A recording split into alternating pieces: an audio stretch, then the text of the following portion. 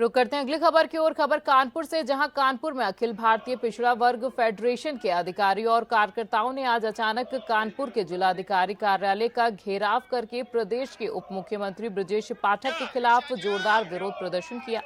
आपको बता दें कि आक्रोशित प्रदर्शनकारियों ने सरकार के खिलाफ नारेबाजी की और सरकार की कार्यशैली पर भी सवाल उठाए हैं। वहीं प्रदर्शन की जानकारी मिलते ही मौके पर अफरा तफरी मच गई। आपको बता दें कि जिलाधिकारी जितेंद्र प्रताप सिंह ने तत्काल स्थिति को संभालने के लिए अपना प्रतिनिधि भेजा और आक्रोशित लोगों की समस्याएं सुनी।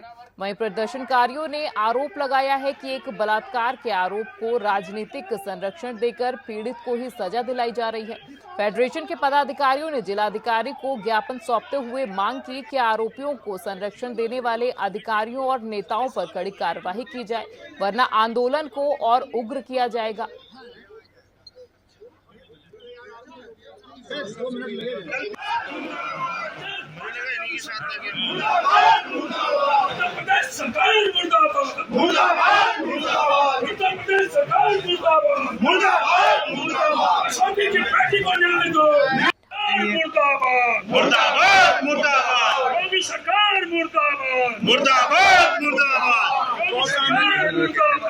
सर, जो ये सरकार आरोपी जो है, आरोपी को बचाया जा रहा। कौशाम्बी की घटना है, लोहंदा ग्राम की घटना है। पाल समाज की बेटी के साथ जो अन्याय और अत्याचार हुआ है, उस प्रकरण में सर्वप्रथम जब उस ग्राम के प्रधान ने उस बेटी की मदद की, उसकी मदद के द्वारा उसकी FIR लिखी गई। जो अपराधी था, अपराधी को जेल भेजा गया। जेल भेजने के बाद में उस लड़के के पिताजी को लोक लाज के डर से उन्होंने जब देखा कि हमारा बेटा जेल चला गया, और प्रकरण आप जानते हैं गंभीर था, नाबालिग बच्ची थी, 8 साल की बच्ची थी, उसके साथ उसने कुकृत किया। इसके बाद में उन्होंने जब जहर खा लिया, उनकी मृत्यु हो गई, तो उसका आरोप उस बेटी के पिता और चाचा और उनके परिवारजनों पे लगा के उल्टा उनके खिलाफ केस करके उनको जेल भेजने का काम किया गया।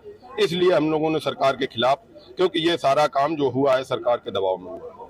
मेरा नाम चंद्रपाल है, संयोजक महादेव सेवा संघ। उप मुख्यमंत्री ब्रजेश पाठक के खिलाफ नारेबाजी क्यों हुआ?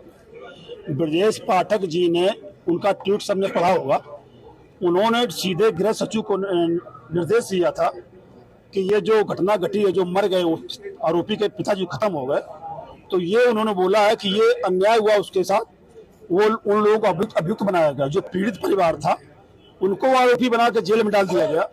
उनको ये समझ में नहीं आया, हर व्यक्ति समझ लेगा कि वो जो मृत्यु हुई रामबाबू तिवारी की, उसके पेट में इस तरह से लिखा गया है। हर व्यक्ति ये जानता है कि अपने पेट में खुद व्यक्ति इस तरह नहीं लिख पाएगा, अगर लिखेगा तो वैसा लिखेगा। लेकिन चोर जब चोरी करता है तो कुछ ना कुछ गलती जरूर करता है।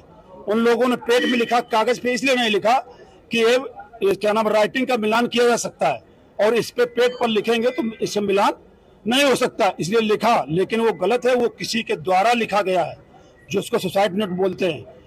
इसमें उनको अभियुक्त बनाया गया, प्रधान को और उसके पिताजी को। ये बिल्कुल सरासर गलत है, संविधान के विरुद्ध कार्रवाई की गई है। डीएम साहब, आज मुख्यमंत्री को ज्ञापन दिया गया डीएम साहब के द्वारा। तो हम ये कह रहे हैं कि ये लड़ाई जारी रहेगी, थी और आगे भी रहेगी, जब तक न्याय नहीं मिलेगा।